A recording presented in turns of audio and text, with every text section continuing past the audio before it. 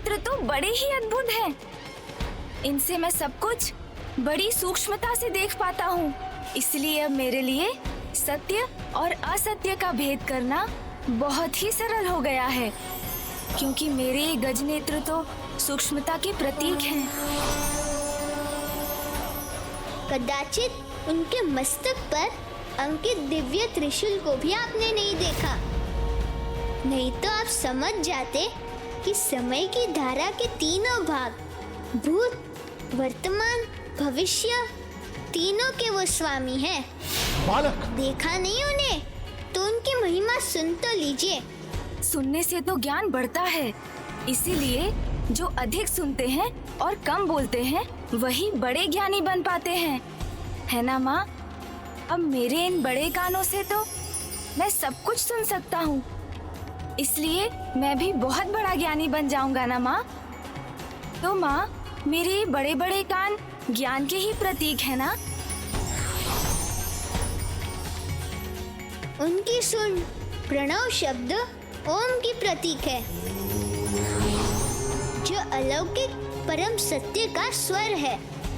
जो बुरा है उसे हटाकर अच्छे को अपनाने में मेरी सहायता करती है मेरी सूंड।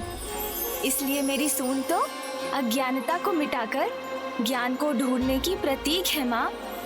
इसलिए उनकी सुन में तो संपूर्ण ब्रह्मांड समा सकता है, और उनका वो विशाल मस्तक और मेरा ये विशाल गज मस्तक माँ, ये तो बुद्धिमता और ऐश्वर्य दोनों का ही प्रतीक है, क्योंकि गज के मस्तक पर तो स्वयं देवी लक्ष्मी का वास होता है।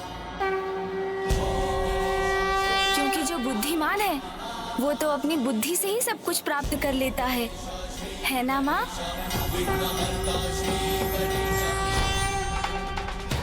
उनकी चतुर्भुजाई, मनसा, बुद्धि, अहंकार, चित्त रूपी सूक्ष्म गुणों की और उनकी परम पवित्र चेतना के साथ इन गुणों को हमारे भीतर जागृत करने का माध्यम है। और अंत में उनका विशाल पेट इसका प्रतीक है कि जीवन में अच्छा बुरा, सुख दुख सभी को वो अपने भीतर समाकर रखने में सक्षम है, अर्थात वैदिक ज्ञान के गूढ़ रहस्य का सार है।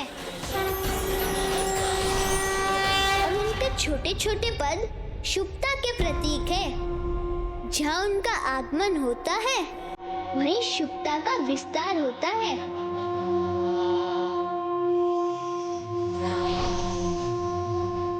ये है प्रभु श्री गणेश जी के महिमा का परिचय, जो परम ब्रह्म श्री महागणाधिपति जी के अवतार हैं।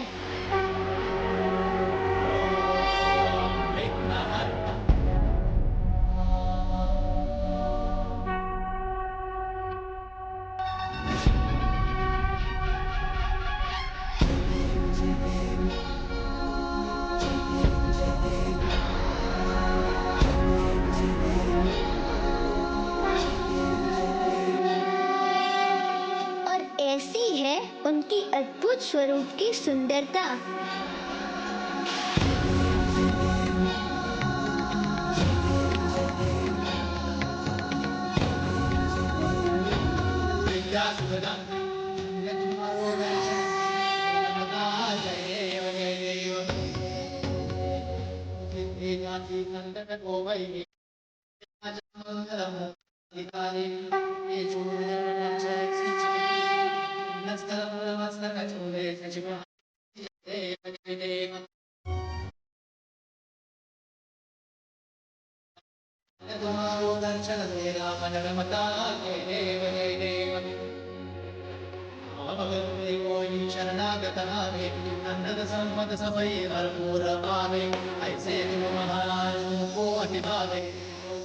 अब तो आप सबको प्रभु श्री गणेश जी के अनुपम रूप का उचित परिचय प्राप्त हो गया। तो अब मेरे साथ कहिए, ओम गण गणपते नमः। ओम गं गणपते नमः। ओम गण गणपते नमः। ओम गण गणपते नमः। ओम गण गणपते नमः। ओम गण गणपते नमः।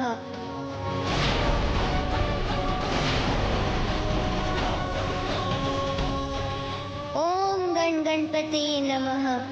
ओम गण गणपते नमः।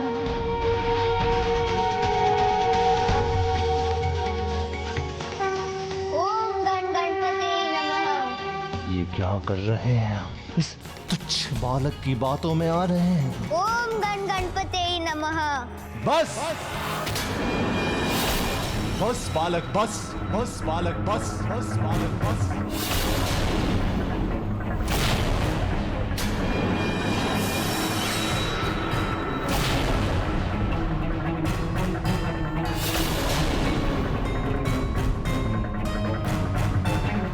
तुम कहते हो कि परम ब्रह्म है वो, जिनके ऊपर संपूर्ण संसार का भार है, तो क्या उनके पास इतना समय है कि तुम्हारे जैसे तुच्छ कीट की प्रार्थना सुनकर, तुम्हारी पुकार सुनकर तुम्हारी रक्षा करने के लिए आएंगे?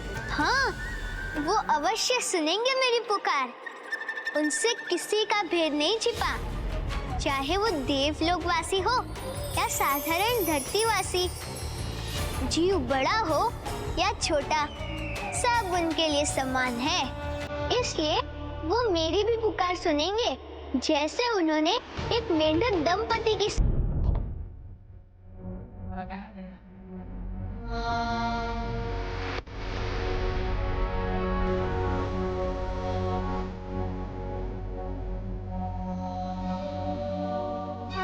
अब तो आप सबको प्रभु श्री गणेश जी के अनुपम रूप का उचित परिचय प्राप्त हो गया, तो अब मेरे साथ कहिए, ओम गण गणपते नमः। ओम गण गणपते नमः। ओम गण गणपते नमः। ओम गण गणपते नमः। ओम गण गणपते नमः। बस बस बालक बस।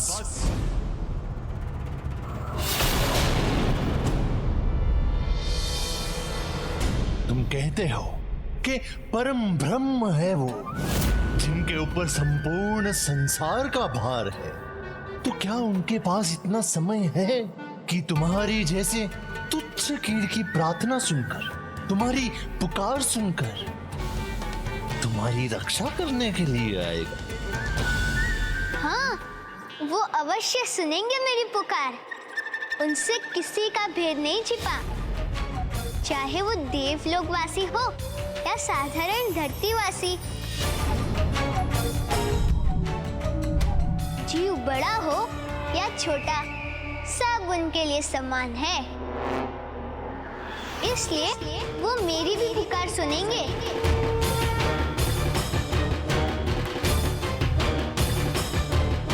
जैसे उन्होंने एक मेंढक दंपति की सुनी थी।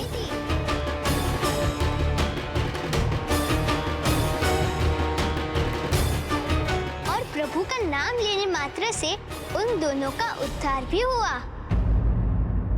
बालक, मेंढक मेंढकी की कथाएं तुम जैसे बालक को ही सुहाती हैं। हमारे पास इस सब का समय नहीं है। सुरा पद्मन, इसे नहीं असुर माता, ये मात्र कथा नहीं, प्रभु श्री गणेश जी की लीला है, जो सभी जीवों को आस देती है। माता, अपनी अंतिम इच्छा पूर्ण कर लेने दीजिए इसे। धन्यवाद। एक बार एक मेंढक दंपति एक कुएं के मुंडेर पर बैठे थे। मेंढकी प्रभु श्री गणेश जी के नाम का उच्चारण कर रही थी।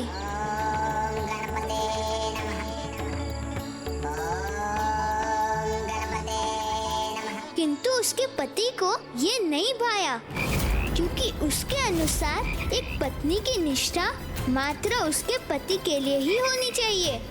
तो पति के टोकने पर मेंढकी ने प्रभु का नाम लेना रोक दिया, किंतु जैसे ही मेंढकी ने प्रभु का नाम लेना छोड़ा, आंधी और वर्षा होने लगी। विद्युतीय तरंग कुएं के मुंडेर पर गिरी और वो दोनों कुएं में गिर गए। वर्षा निरंतर होती रही। फिसलन के कारण वो दोनों ऊपर भी नहीं चढ़ पा रहे थे और दूसरी ओर एक जल सर्प उन्हें निगलने की ताक में था। उनका जीवन संकट में था। मेंढक तो बचने की आशा छोड़ चुका था, किंतु मेंढकी को अभी भी अपने प्रभु श्री गणेश जी से आस थी और तब उसने मेंढक से अनुमति मांगते हुए कहा, स्वामी, मुझे प्रभु श्री गणेश जी का नाम लेने दीजिए। लाचार मेंढक ने मेंढकी का निवेदन स्वीकार कर लिया और मेंढकी प्रभु के नाम का जाप करने लगी।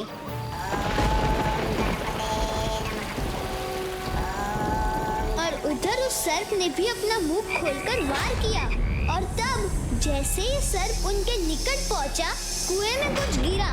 मेंढक ने तो भयभीत होकर अपने नेत्र बंद कर लिए, किंतु मेंढकी को अपने प्रभु पर इतना अटूट विश्वास था कि उसे लगा कि वो प्रभु श्री गणेश जी की सुन है। और जब मेंढक ने अपने नेत्र खोले और पाया कि वो एक जल के पात्र में है, सुरक्षित है, मेंढकी ने कहा, प्रभु दयानिधान श्री गणेश जी ने उनकी रक्षा की। किंतु मेंढक को तो प्रभु पर विश्वास नहीं था, तो वो बोला, ये तो एक मात्र संयोग है। वास्तव में हमारी रक्षा तो इस व्यक्ति ने की है, जिसने इस पात्र को जल में डाला और हम दोनों को बाहर निकाला। इसलिए तुम्हारे गणेश जी में विश्वास व्यर्थ है। तो अब यदि तुमने अपने पति की अवज्ञा की, तो तुम अपने पति का अपमान करने का अधर्म करोगी। उसके पति की बात सुनकर मेंढकी सहम गई और शांत हो गई, किंतु जिस जल में वो थे, वो खोलते हुए उस जल के पात्र में डाल दिया गया। इस नए संकट से गिरने पर वो उससे निकलने का कोई प्रयास करते, उससे पहले उस पात्र को ढक दिया गया। अब तो बचाव का कोई मार्ग ही नहीं था। तो मेंढक ने उस पर कटाक्ष करते हुए कहा, तुम्हारे आस के आधार प्रभु श्री गणेश जी कहाँ है? तो मेंढकी ने उत्तर दिया, आपने ही मुझे प्रभु श्री गणेश जी का विचार करने से या नाम लेने से रोक दिया है स्वामी। तो मैं उनका स्मरण कैसे करूं? जीवन और मृत्यु के बीच अधर में लटके मेंढक को और कुछ न सूझा, तो उसने कहा, तो लो, मैं अनुमति देता हूँ, लो उनका नाम और हमें यहाँ से निकालो। किंतु मेंढकी ने कहा, यदि मैंने ऐसा किया तो आप मुझे प्रभु का नाम लेने से कदापि नहीं रोकेंगे। मेंढक के पास तो कोई और चारा था ही नहीं, तो उसने मेंढकी का प्रस्ताव स्वीकार किया और नवीन आशा और उत्साह के साथ मेंढकी फिर से प्रभु का नाम लेने लगी। बस मेंढकी द्वारा प्रभु का नाम लेने की देर थी कि जल का पात्र जल के उबलने से कंपित होने लगा और फिर अचानक टूट गया और जल बिखर गया और मेंढक और मेंढकी फिर से मुक्त हो गए।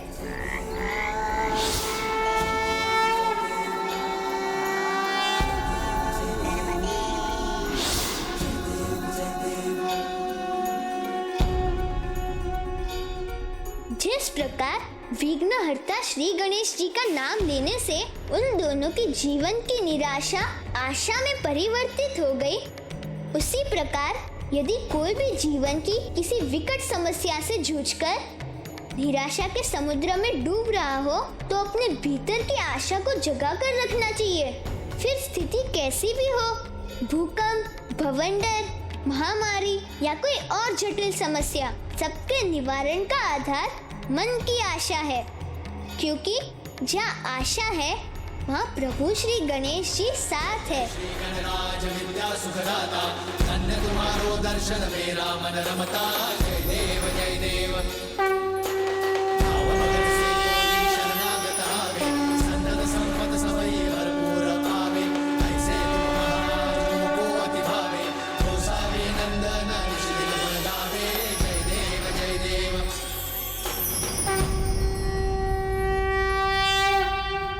मेरी क्या आशा है, ये भी सुन लीजिए।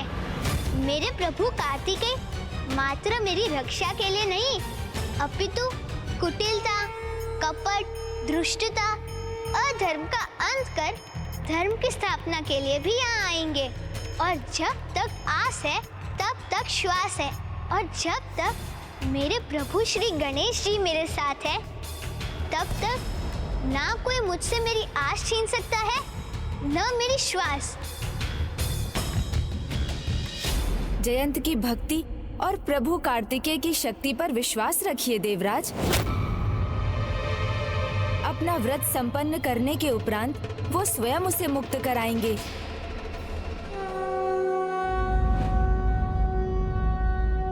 मुझे सुब्रमण्यम स्वामी कार्तिकेय पर पूर्ण विश्वास है प्रथम पूज्य गणेश जी।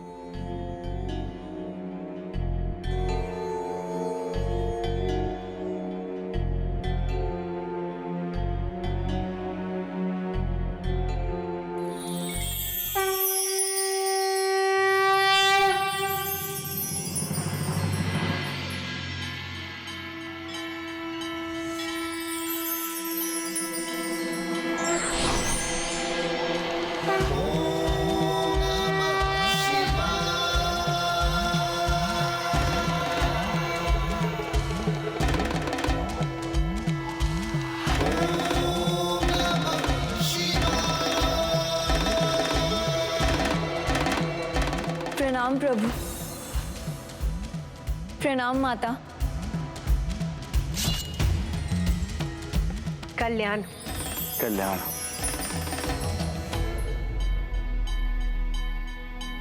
पुत्री, भक्ति भाव और निष्ठा तुम दोनों में ही हमारी आशा से कहीं अधिक हो। हम अत्यंत प्रसन्न हैं। पुत्री, तुमने वो उदाहरण दिया है जो अतुलनीय है। भक्त के रूप में अपार भक्ति की, जीवन साथी के रूप में हर क्षण उसका साथ दिया, और तभी संयम और ध्यान में रहकर भी कार्तिकेय अपनी पूजा पूर्ण कर सका, जो उसकी साधना और एकाग्रता और तुम्हारी अनुपम भक्ति का प्रमाण है। किंतु पुत्री, अभी पाशुपतास्त्र प्राप्त करने के लिए एक अंतिम उत्तर देना शेष है।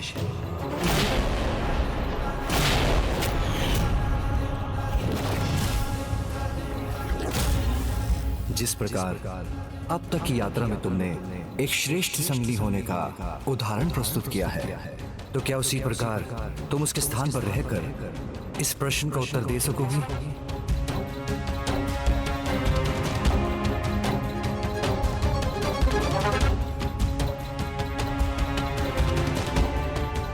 बता सकती हो शिव और शक्ति तत्व क्या है?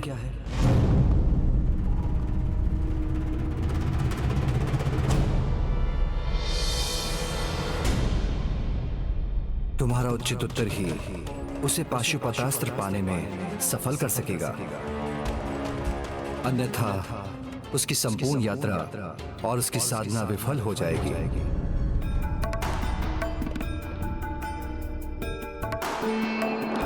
मेरे कारण स्वामी विफल हो ही नहीं हो सकता, कदापि नहीं।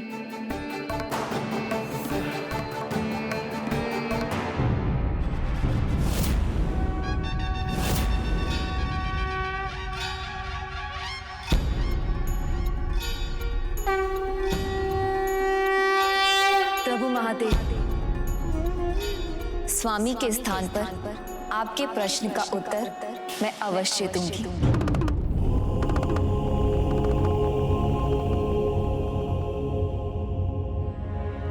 शिव और शक्ति तत्व क्या है?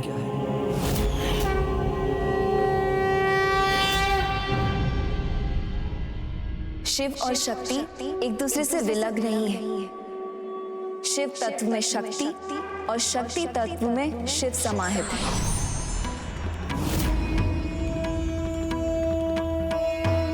निष्क्रिय या शांत होने पर वो शिव तत्व है और सक्रिय अथवा गतिशील होने पर शक्ति।